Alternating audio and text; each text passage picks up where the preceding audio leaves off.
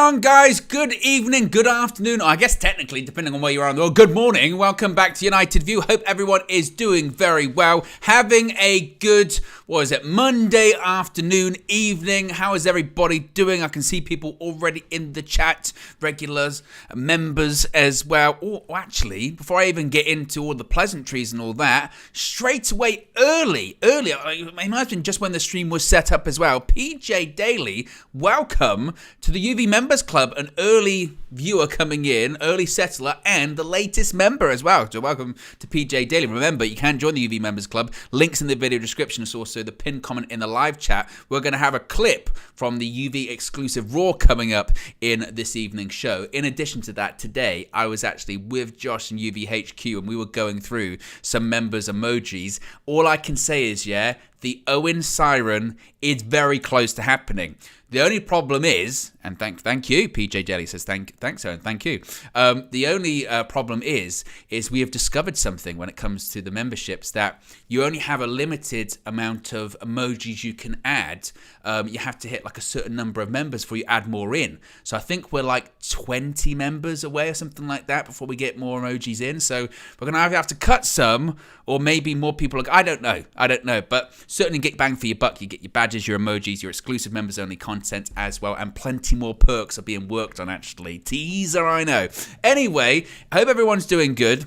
We've got plenty to get into this evening. We're going to be talking about Marcus Rashford and a return to action possibly Wednesday away against Copenhagen, Champions League. Oh, it's a big game, isn't it? It's a big, big game. But Erik ten Hag has provided a bit of a fitness update. Of course, Rashford missed the trip to Fulham. He did actually go to the capital with the Manchester United squad, of course. It was a late fitness test. I think Rio Ferdinand said on the TNT Sports broadcast that it was a dead leg, and he didn't pass that late fitness test. So, of course, he was there. He was sitting with the squad on the bench, but he wasn't involved. So the expectation is he's going to be back. So we're going to bring you some more details on that. I do want to talk a little bit about VAR. Big topic of conversation over the weekend, not necessarily just because of the Arsenal incident against Newcastle, but I think this really does affect Manchester United because, of course, we've been affected most, actually negatively, by VAR this season. I mean, statistically, the evidence is there. The most punitive damage has been done to Manchester United out of all of the Premier League teams through VAR this season, and actually, there was quite an interesting quote from a former Premier League referee who commented on whether or not we should get ex-pros involved or just get rid of it. So I want to get into all of that as well. And plenty of other stuff that happens. You never know what can happen when you're live. So we're going to get into all of it. So I hope everyone is doing very well. Let's get into Marcus Rashford, and let's get into him possibly coming back for the game against Copenhagen. Here is a quote that Erik ten Hag said after the game against Fulham. He explained his absence. He said, quote, "He was not 100% fit. He had some complaints and there was a risk of worsening the injury, but I think he will recover in the coming days, so I am hopeful that he can be on board for the game against Copenhagen." Of course, as I mentioned, that was from the Manchester United manager himself, Erik ten Hag, after Man United's 1-0 victory against Fulham at the weekend. So it looks like Rashford indeed is going to be back. And I've seen a lot of sort of conspiracy theory about Rashford, talking about, whether or not he was actually injured at the weekend, because obviously the quotes that came out the night prior was, and I covered it here on Late Night News every Friday, by the way, about 11:15ish after the embargo is finishing. Why am my watch telling me about Man United players? Nevertheless, obviously the quotes came out about Erik ten Hag being asked about Marcus Rashford's birthday party and his attendance, and Erik ten Hag said that it was unacceptable. He said that he had spoken to Rashford about it and that it was, and told him it was unacceptable. Rashford had apologised. He wasn't late the next day or anything like that. So people were drawing conclusions, and they were saying that. He wasn't actually injured at the weekend. He was dropped. I would think if he was dropped, he wouldn't have travelled with the squad. So I don't buy into any, he wasn't injured or this, that and the other. I think Marcus Rashford was injured, because if he wasn't, he wouldn't have travelled. And in addition to that, we have seen this season that Erik ten Hag will do everything to play Marcus Rashford. He's even said so himself. He said so much himself about how do you get confidence back into Marcus Rashford? And he said, well, I play him by playing him every single game. That's how I do it. I play him every single game, and he plays the majority of the game as well. And I was thinking about this today, thinking about Rashford coming back into the team for Copenhagen. And I was thinking, well, the last time he was out the team for sort of a prolonged period, he was injured, wasn't he? Just before... when did he get hurt? Was it Everton at home towards the end of last season? And really, you could actually suggest that maybe it's that was kind of the beginning of the drop-off in his sort of purple patches form, and he hasn't really been the same since that injury. But I was also thinking back to when he was dropped, albeit for 45 minutes, a bit longer, whenever it was, against Wolves. Earlier on in this last season. It was around sort of January time or December time, and that kind of sparked a reaction from Marcus Rashford, because he was on the bench and he came on, scored the winning goal in that game, and we were all talking about and praising the discipline that Erik ten Hag had shown regarding the players at Manchester United, etc., and also the positive reaction that it had generated from Marcus Rashford. So I think an example of Rashford and the scrutiny on him certainly was evidence in that he was literally an injured player sitting on the bench on Saturday, and the camera was still focused on him, and he wasn't even playing.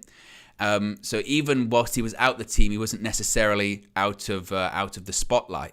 And I think that, and I certainly hope that maybe this, few days out of the side might actually do him some benefit, and maybe he comes back into the side and he plays better. I don't know. Maybe I'm fully, right there.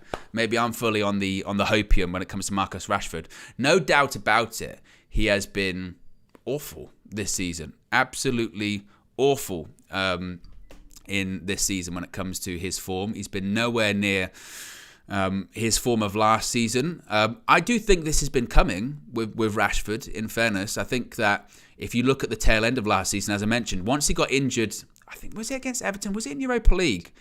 Some will have better memories than I and can let me know in the chat. It might have been a Europa League game. Whatever game it was, when afterwards he posted something on, say, or did he get injured twice then, actually? Because I remember one of the games he posted like a bandaged head emoji on his Instagram story, and then there was one that was definitely against, I think it was Everton. It might have been Everton. Maybe I'm getting that team wrong. But he had a couple of injuries towards the tail ends of last season, and he never felt the same since then. So you could argue that this drop off in form actually predates the beginning of this season. It was sort of coming last season, and that's part of the criticism of Rashford, right? They say that he was just in a purple patch last season, and he got a new contract off it.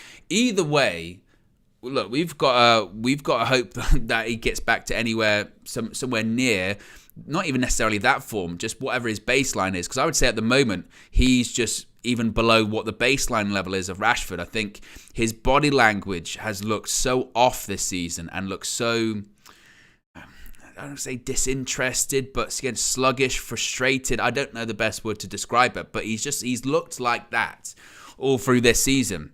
And some were saying that, to drop him out the side based on form, or again, maybe this is me trying to sort of positively spin it or anything like that, but maybe just having a game out of the side, or actually a couple of games out the side, because of course he didn't start against Newcastle, he did come on, but a couple of games out the side, maybe that might be the best thing for him. Unfortunately, because of who he is, he's always going to have that spotlight on him. He's always going to have that scrutiny on him. So even being out the side, he didn't necessarily get out of the spotlight. But look, when it comes to that game against Copenhagen, it's massive. Absolutely massive. I mentioned this after we played Copenhagen at Old Trafford, whenever it was, a couple of weeks ago. And we had the drama, the late Maguire goal and Onana's late penalty save, and we were euphoric, and justifiably so. I mean, talk about peak sport, peak drama, peak theatre. I mean, that's been United this season. Non-stop drama, both on and off the pitch. But when you take a step back and you look at it sort of clinically, and you look at it from a cold point of view, it was just one game.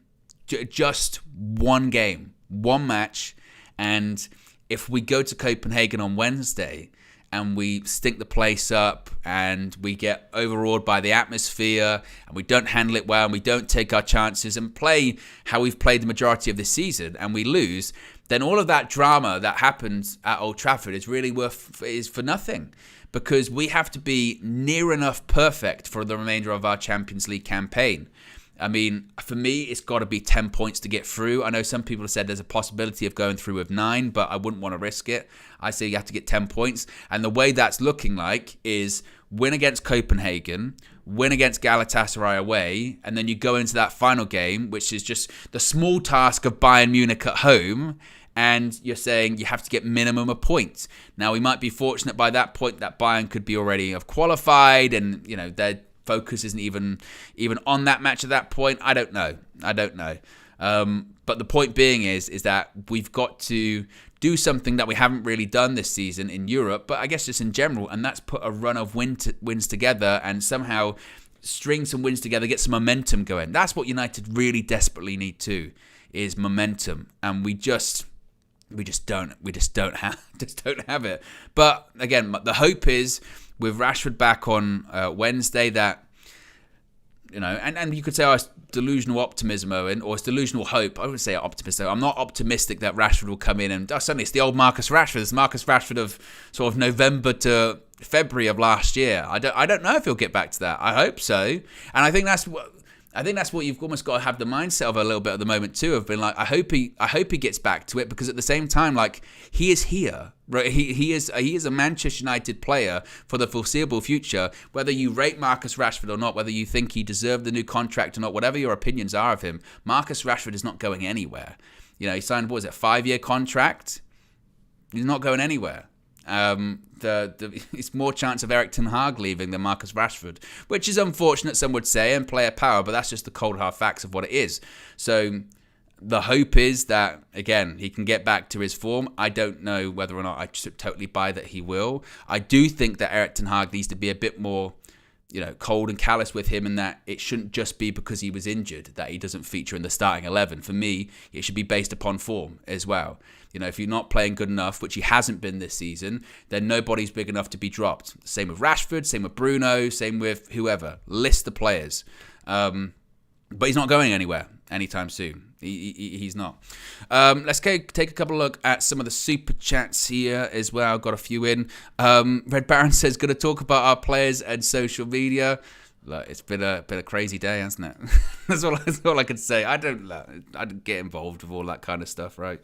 Been a crazy day, but that's just social media, isn't it? That's just that social media. It just in general when it comes to that. I mean, it's not the first story with a Man United player on social media, and to be honest, it's not the first instant of that just in general. I remember, what was it? Harry Maguire a couple of seasons ago. I think Marcus Rashford also came out about newspapers. Was it The Sun? And said something like that. So it's anyone that's got social media within certain realms, certain ramifications, can say what they want realistically, can't they? So it's within people's right to come out and say whether or not they agree or disagree with it, particularly if it involves themselves. Red Baron says, I'm a millennial. I feel sorry for the Gen Zs that have been birthed into social media. It can be toxic, lower self-esteem.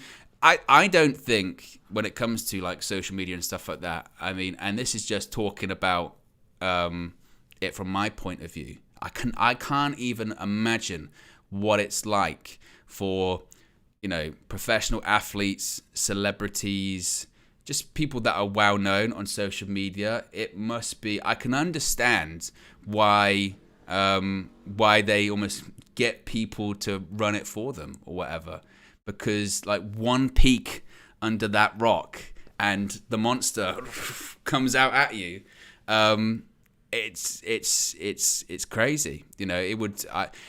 You know what it's like. The only best way I can maybe relate to it, or maybe people like in the comments or in the live chat can relate to it. Like sometimes you're watching a video on YouTube or you're getting involved in a stream in a live chat or whatever, and you say your opinion, whatever it is, and someone, cusses you out or says your opinion's stupid or whatever, and it hurts and it stings. You go, wow, I was just giving my opinion or whatever.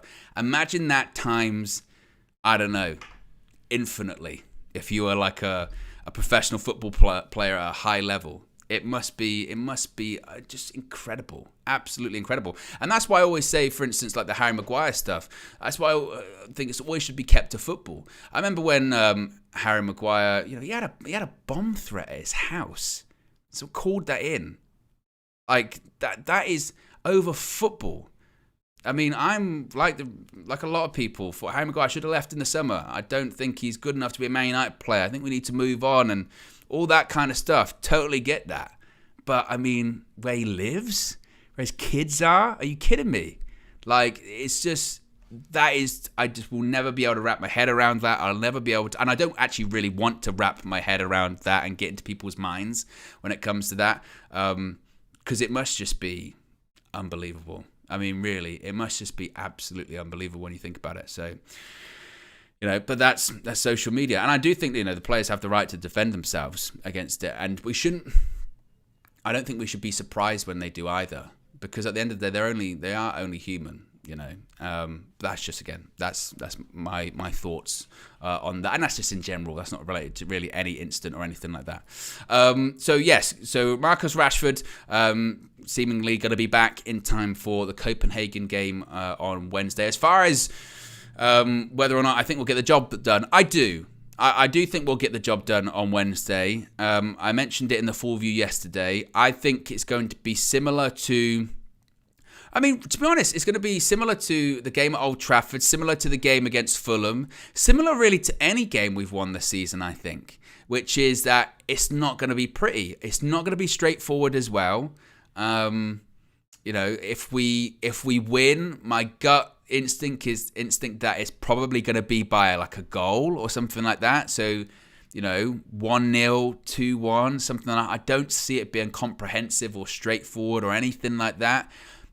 My concern is that, I mean, when we played Copenhagen at Old Trafford, for 15 minutes, we barely touched them. Like, barely touched the ball. That first half against Copenhagen at Old Trafford legitimately is one of, like, the worst halves of football I've seen United do this season, which, again, is incredible. When you think about some halves we've had this season thus far, it was appalling. And my worry is that just away from home in Europe, that like hostile European atmosphere, and Man United still, it's got the cachet, it's got the weight to it, the grandeur, the big players, the big names coming into town. Obviously, it'll be a sellout, and you know what European crowds are like. They'll be loud, they'll be raucous, they'll be on top of the players, and United have to effectively manage that. Now, they should be able to. This is what I've never really understood with Manchester United. It's not as if Man United have a squad of players that have never experienced Europe or never experienced big matches or big moments. We've got players in that squad that have won the Champions League. And I'm just not just talking about the ex-Real Madrid players. People like Mason Mount have won Champions Leagues. People like Andre Onana played in the final last season. A lot of these players have played at a European level, so it's not as if they're not used to it. But for whatever reason, over the last however many years, they've just not been able to handle. They've not been able to handle that kind of atmosphere, that kind of moment. I mean, the greatest example of that for me was Sevilla last season away in the Europa League, the Roman Pithwan Stadium. I mean, it's notorious for how loud and how just that atmosphere is intense, and they just crumbled so fast. Now, I'm not necessarily saying the atmosphere will be like that on Wednesday, but it's just more of a case of handle those moments, handle those setbacks, and this is something that Erik ten Hag has said a lot in the press conferences, that look, football, it doesn't always go your way, and like moments will happen in the game where decisions go against you or chances go against you or you concede a goal, whatever that may be, and you've got to just react to it. You've got to react to it. You've got to take it in your stride. You've got to brush yourselves off if it's negative against you, and you've just got to keep going. And I know that sounds so basic, and I know that sounds so, well, of course. Well, I mean, what are you really saying there, Owen? But it's true. You know, look at what's happened to us this season when it comes to decisions. We have had a lot of decisions go against us in games, whether they've been correct or incorrect. And when that happens, or we've had mistakes in games too. Onana chucked a couple in the net. Like against Bayern Munich, started that game pretty well, handled the atmosphere pretty well. A mistake happens, an individual error, and then you have the decision of, right, the home crowd's up, they're now on our backs. How do we manage the game? Game management. How do we take the sting out of the game and just slow things down? And that's what United need to do. If there's a setback on Wednesday, slow the game down, reassess, brush yourselves off, and just keep going. So that's my concern, is about them being able to handle that atmosphere. But I'm still going to go with, I think my prediction was 2-1. My feeling is that United might go 1-0 down. But I'm going to go over 2-1. But I think it's going to be, I don't think it's going to be straightforward stuff. I do think it is going to be a bit edgy, to be honest with you. But, you know, fingers crossed. A reminder when it comes to all that as well. Preview, press conference, all that fun stuff will be dropping tomorrow. It's actually got a really jam-packed day tomorrow. We've got the morning view. We've got obviously EAFC with Flex and KG. Episode 2, Flay G is back. Didn't end that well last week, but that's coming up tomorrow, as well as the Flex and KG show, as well as the press conference, as well as the preview. So there's so much to get into tomorrow. So if you haven't already, be sure to subscribe. Click the notification bell as well, so you're notified when any of the new content goes up. Also got some really exciting stuff planned over the next few weeks. Won't spoil it or anything like that, but yeah, some really exciting stuff is planned, certainly. Red Baron says, we miss Martinez more than people think. A lot of people have been pointing that, you know. I mean, we're nearing, certainly after the international break, Luke Shaw is going to be back, and then by that point, the only sort of defensive absence is really Lisandro Martinez. I think by that point, Thuram Malacia will be back. He's been training on the grass in recent weeks, so one would think the only sort of defensive injury would be Lisandro Martinez. And to be honest, even without Martinez, I know he's so key and critical, particularly how Ten Hag wants to play out from the back. But if you've got just one player missing, we should at least hopefully see certainly more continuity across the back four. But also, maybe are we then going to start seeing that sort of style of play start to re-emerge its head? Because Ten Hag has said it's just the defensive injuries and the continuity and the patterns and the routines that we haven't been able to work on. But I do agree that Martinez will be a big factor in that, certainly. Before we get into VAR talk, I do want to show you this. Now, as I mentioned, we actually spoke about it this morning. It was a big morning, actually, as well, when it comes to the morning view. First of all, I mean, I still haven't been able to really shoehorn these sounds into the show. Disgrace. That's what it is, a disgrace. But it was not a disgrace this morning, certainly, because I think it was VK gifted 10 memberships to the UV Members Club. And the reason why is because during the show, I just said to Flex, I know that there's an episode of UV Raw just there, waiting to be made available to all of the members. It was there. So I did it whilst we were live. I did it whilst we were there. And lots of people have been enjoying that today. And again, that's exclusive for members only. And just to give you a little teaser, if you're on the fence and you're thinking, I don't know, I'm not sure, here's what you're missing. Today's episode I think 25. So even if you do join, you've got a 25 episode back catalogue as well, the behind the scenes goings on day to day at United View. This episode is, I think, a perfect encapsulation of what UV Raw is, which is just nonsense, really, because in this clip, I eat some spicy rice. Flex was eating some spicy rice, and I can be quite fussy, you know. And the whole episode, it's like 25 minutes long, is who is the fussier eater, myself or Josh? And here's me eating the rice. Take a look. Thai food. So what kind of food is this? Yeah, it's not pad thai. Cow pad. Can't remember exactly what it's called. Cow pad Thai. And it is quite spicy. And she asked me how spicy I want it because I had it last time it was really, so I said mild this time. But it's really nice. So I would like you to try some. Why is it brown? Because it's just that type of rice, sticky, sweet. There's brown rice. You never had brown rice before. There's yellow rice as well. Yeah. It's just that's why it's brown. Yellow. Exactly. That's why it's brown, because you get different rices. Right. There's black rice. I had it in Spain. Oh, Did yeah, I not? Yeah. So you know. And I was like, oh, I had it too, and it was actually nice. There you go, Josh. That's what Owen's about to do right now. No, don't change your face now. They're fucking spicy. Well, It tastes nice. It tastes nice at the start. you could just say, this is mild, by the way. So you could just say, yeah. No spice. No, because it's a spicy dish. It's mild. It's a spicy dish. So she says, how spicy do you want it? It's a spicy dish. Yeah. So you just say, Nothing. well, you can't say that. It's a spicy dish. So you'd have to say. Can I have that? Just not spicy, please. Yeah, but And what she say to me? She'll kick me out. it will be a bit of a discretion treat. A little teaser there, of of trying that as well. So again, that's exclusively available for members only. If you do wish to join the UV Members Club, you could do so. Links in the video description. It's also the pinned comment in the live chat as well. As I mentioned, more emojis coming soon. I think we need 20 more members to open up more emojis, so it's certainly well worth it. And also, if you are a member, you can call into the full-time view as well, certainly. VAR. Let's talk about VAR, guys. We got to talk about VAR, I think. I know, VAR. And the thing is, I've been talking about VAR for a long time. I know I've been talking about this for a while, and consistency and Man United being punished and not being getting the decisions when it comes to VAR. So I've asked the question, is VAR working?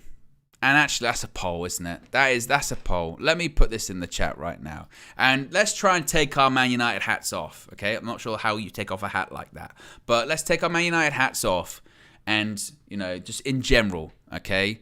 Is VAR working? I've got caps lock on, so I'm screaming it. Is VAR working? Is VAR working? All right, poll is in the chat. I probably already know the answers to this. But one of the solutions to VAR, one of the solutions to getting it to work better is having ex-pros involved. Now, former Premier League referee Jeff Winter was asked about, hey, if you had ex-players, ex-pros involved with VAR, would that make it better? Now, here's what he had to say about it. He said, quote, you can't say ex-pros can't be in the VAR room, and it's great entertainment to see the likes of Gary Neville debate the decisions. He knows the game inside and out, but let's not forget he played for United. He's not always fully impartial. A lot of players would be the same. We see a lot of the pundits know the game, but do not know the laws fully. He then carried on by saying, if the present VAR people continue to get it wrong, then I can't say others don't deserve the chance. You need to be someone who knows football to use VAR technology, but you also have to be someone who knows the systems of the game. Now, when it comes to having ex-pros involved, I really don't see that working, to be honest with you. I don't see that working. As they mentioned, you do have to understand the technology. The problem is also, is the rules of the game, is the laws of the game. I mean, the laws when it comes to football, they change like it feels like every 5 minutes. I mean, in the last 3 or 4 seasons alone, how many times has the handball rule changed? I genuinely don't. What is handball anymore? Because a couple of seasons ago, they changed it to the point of if it hits your hand in the box, it's a penalty. Now, then it got into the sleeve line or whatever it was, and I don't know again what that is. Now it's if your hand's out away from your body, that's handball. But sometimes that someone's hand is away from their body and it's not given. I.e., for us against Spurs, when Romero's hand's up here and it hits his hand, and that's not given as a penalty. So I would argue even the referees don't know the rules of the game anymore. So forget having the ex-players being involved, because that's really not going to work. Can you imagine having, I don't know, Neil Ruddock, in the VAR room drawing the lines on? I mean, I don't think that one's going to work, to be honest with you. I think that I still say, like, VAR, fundamentally, it can work. Like, it can. And the reason why I say that is you look in other sport and it works very effectively. And I'm not even just talking about, American sports like the NFL, like the NBA, like whatever it may be. I'm looking at, things like cricket and rugby and tennis, where it works very well. I think cricket is a great example of how well, video assistance referees can work. When you have an appeal system and they go through it, and you hear during the broadcast, you hear this, video umpire talking to the umpire on the field and talking out loud. You hear it inside the stadium as well. They go to this camera angle. Let's check hotspot. Let's check this. Let's check this. Let's check this. Okay, go to this camera angle. Go to this camera angle. stick with the on-field decision or change on-field decision, and that's it. And it's very regimented, it's very transparent, and it's very clear. I mean, again, you look at these other sports, they've never had the issues that football does when it comes to VAR. And I just don't understand why. I don't understand this like murkiness, this vagueness that exists around referees. And to be honest, the vagueness that exists around referees has been like that for a long time. It even predates VAR. The amount of times that a referee would make a decision pre-VAR and there's no accountability. You don't hear from them. They don't explain their decisioning. You can't talk to them. You don't hear from them. Just nothingness. Occasionally they'll get dropped. They'll go to the championship and then referee a game. Oh, great. Big punishment. You hear nothing from them. And when it comes to things like offside, that's where I blame the Premier League. They had the opportunity to bring in semi-automated offsides. We saw it at the World Cup. We see it in the Champions League. It works. It's effective. It's fast. It shows you the graphic. That's it. No problem. But they got offered that in the Premier League. They said, no, we're going to put 4 more cameras in the stadiums. And guess what? That still ain't working. That still isn't working. I don't trust the lines that they draw. I really don't, because the camera angles that they draw the lines on are not straight across. They're like slanted, and the camera angles are different inside every stadium as well. And we've also seen that sometimes they draw the lines and it's still wrong. So for those people earlier on in the season, ironically enough, majority of them were Arsenal fans criticising Erik ten Hag after the Garnacho ruled out goal, saying, when he said, I don't think it's offside, and they said, why did they draw the lines? It's got to be right. Well, we saw a couple of weeks later when it came to Liverpool, they get those decisions wrong quite a bit. You know, the communication isn't there. So do I trust the fact they've even drawn the lines? No, I don't. When it came to us at the weekend, a subjective offside, that's a new one, which it basically is, well, it's offside if Maguire's interfering with play, but we don't really want to say if he's interfering with play, so we'll put it to the referee, we'll put it back to you. What do you think? You know, basically, do you want to rule out a United goal? Why not? And again, I remember pushing back last season when this happened with United, when we got some decisions that didn't go our way. I think, speaking of Marcus Rashford early on, he had like 2 goals ruled out of for the handball thing leading up to the goal last season, which I think that rule's now changed, I think. I remember last season again with the Casemiro thing like that. And then you see it in games after that, and there aren't red cards given. And when you complain about it at the time, people say to you, well, they balance each other out. You know, it balances out eventually over time, doesn't it? It balances out, which is not true, because we've seen that this season. We have had the most punitive damage or most punitive decisions against us out of anyone in the Premier League. So unless in the sort of second half of the season, we're going to get every VAR decision go for us, I don't think they balance each other out, frankly. You saw it with Ten Hag at the weekend with that first goal. He said, how many times? Basically saying, how many times are we going to have stuff ruled out by VAR this season? And then you look at other decisions. This is my biggest thing with it. Consistency.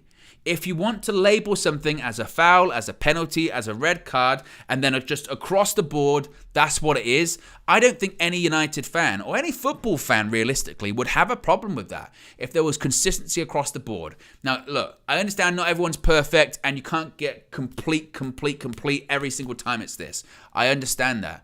But the amount of times that we see decisions, particularly when it comes to United, and not just United, but for other clubs too, which you'll see decisions given, and you will say, I know for a fact, I am going to watch a game tomorrow, next week, in a month's time, something like that. It'll be a high-profile game. It'll be the exact same incident, and it will be the opposite decision. Case in point, that Arsenal game against Newcastle, there were several.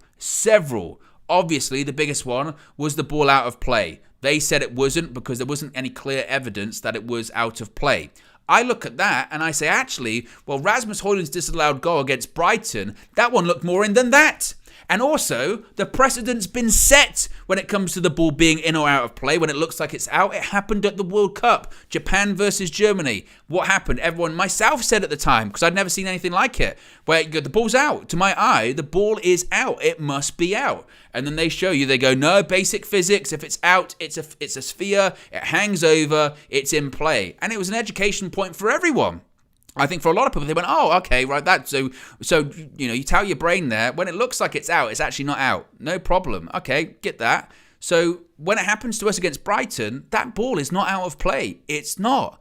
And also, there's no evidence to suggest that it was out of play. Similarly to the Arsenal-Newcastle game, they couldn't determine whether or not that ball was out of play, so they said it's in play. Same thing at Old Trafford. There is no evidence to suggest that's out of play. And actually, the on-field decision was that it was a goal. It got overruled.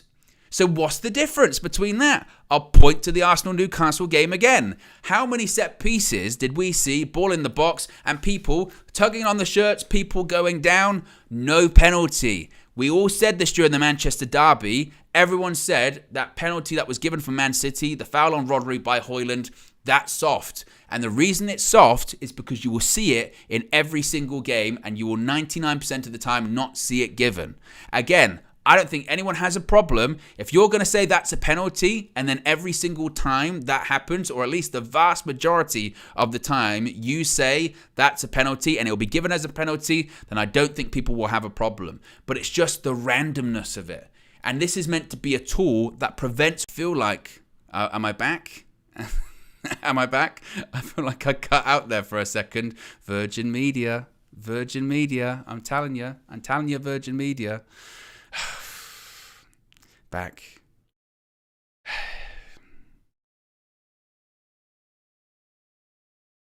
I was on a good roll as well. Honestly, I feel sick. That's how I feel. I feel sick. Virgin Media. It's embarrassing. It's embarrassing. I'm sorry. Embarrassing. I'll play them all. It's a disgrace. It's embarrassing. That's how I feel. So yes, apologies for that. But I'm back, certainly. I'm back. What's the poll saying at the moment? The question was, is VAR working? 93% say no, 7% say yes. The thing is with it as well, for Vincent, when it comes to the Arteta stuff, like, I have no sympathy for him. I really, really have no sympathy for him, because I think football and managers all had an opportunity after the Liverpool incident to really push back against the officiating in the Premier League and push back against VAR. Because make no mistake, it's been bad for a while. This isn't a new phenomenon. It's not. We've been saying this for a long time. I know, certainly, at least I know I'm not alone in the fact that the officiating in the Premier League has been getting worse and worse and worse for a while now.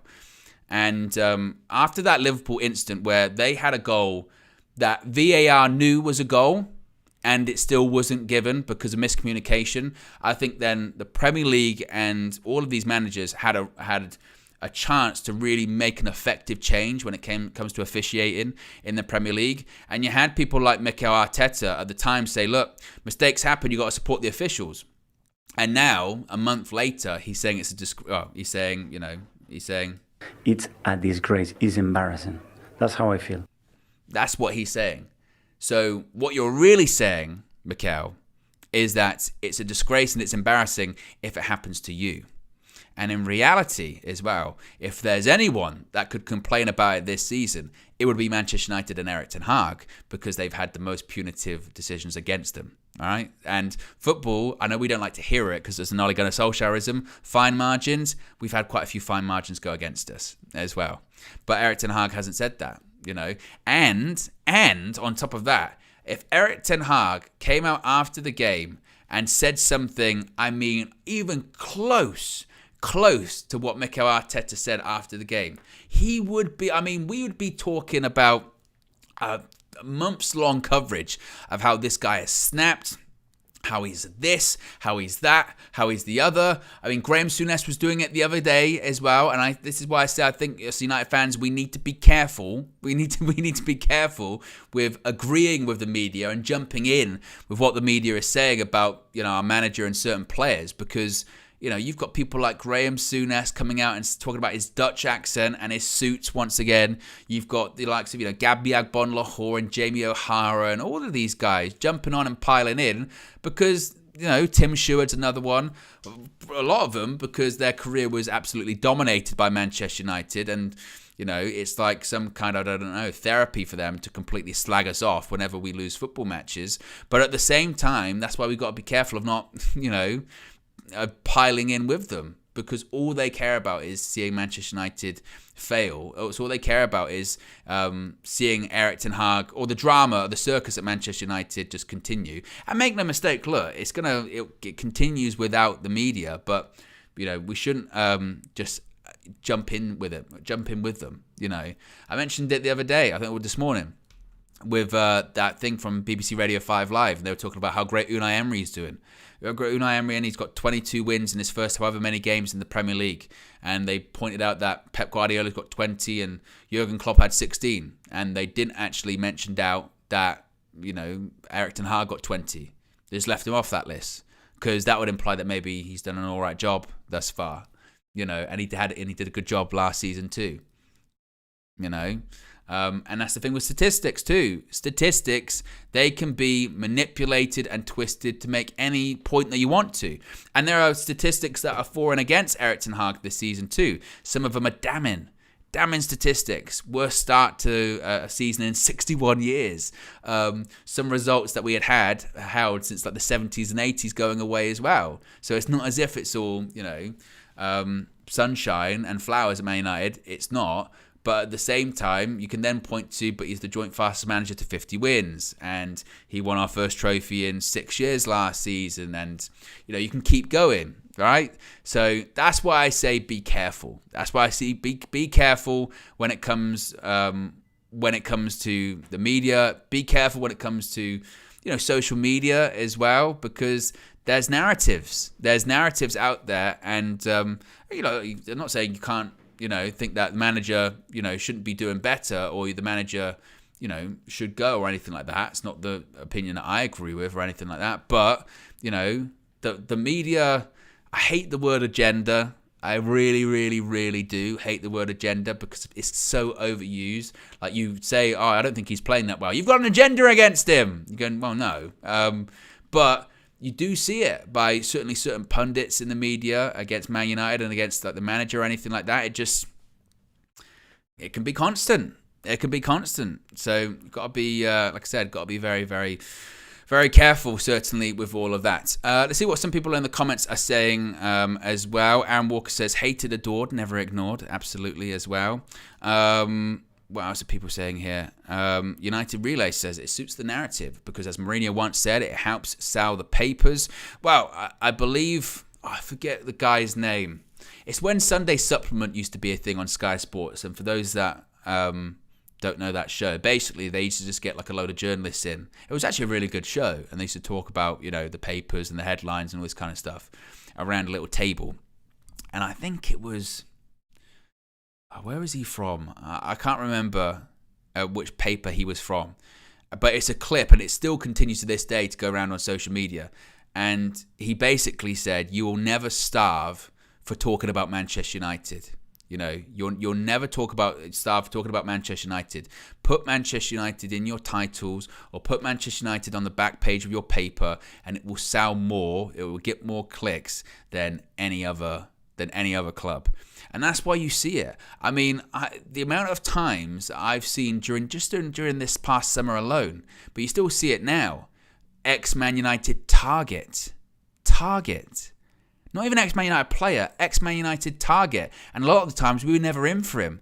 They say so-and-so signs ex-Man United target. And you look at that story and you go, that's got nothing. That's got nothing to do with Man United. A club assigned this player that has never played for Man United before, was linked to us probably by his agent, or probably by just, again, some outlet that was looking to get people to look at them. And suddenly he's an ex-Man United target? Are you kidding me? So that's why, again, when it comes to all of this talk and all this kind of stuff, you have to be careful, I think, because you never really know the intentions, or their intentions, certainly, I think anyway, are pretty clear to see as well. What else are people saying here at the moment? United Relay says, you mean Gabagol, for instance? Well, that was the story, wasn't there, about the swap involving him, Barbosa and Anthony. Possibly we were looking to bring him in January and Anthony going the other way. Flex spoke about it the other day. I don't know how much I buy into that realistically. I had to look him up because Gabriel Barbosa for me was a player that it was like a football manager. It was a football manager name. Like, I'd only ever seen him on Football Manager maybe like 5-10 years ago. He was like a Football Manager wonder kid, wasn't he? So once I saw he was real, I went, oh my God, Gabriel Barbosa is actually real. And he's still around. So I don't think there's anything in that one, realistically. I don't think there's anything in that. But look, we'll see. Red Baron says, my internet is going mad and cutting out. Is this a thing? I don't think it is. That was earlier on, I think, Red Baron. I don't think that's the case now. But yeah, unless that is the case, you can let me know in the chat. How many likes are we currently on at the moment? Let's have a look. We are currently at 106 likes. If you haven't already, click the like button. Be sure to subscribe as well. Bottom right hand corner. Steffi Jenks says it's fine. I thought it was fine. Like I said, usually you get the red likes and you get the flashing stuff, and usually anything like that. So Red Baron trolling me. Yeah, don't troll me, Red Baron. Yeah. Some would say it's a Disgrace. That's what it is, a disgrace. Yeah, not good enough. So there you go. So that's the latest Manchester United news for you. What's on tap, as I mentioned, tomorrow we've got morning show, we've got Flex and KG, we've got FIFA, we've got match preview, we've got press conference, we got a lot going on. And also tonight as well, it's Chelsea versus Spurs, isn't it, as well? Going to be very interesting. See what happens with that one. Very interesting. But there you go. Anyway, guys, we're back, as I mentioned, live tomorrow morning, 9 a.m. as usual. Have a great Monday evening. And you never know, if anything else happens, we'll be here. We'll speak to you again very soon. Peace.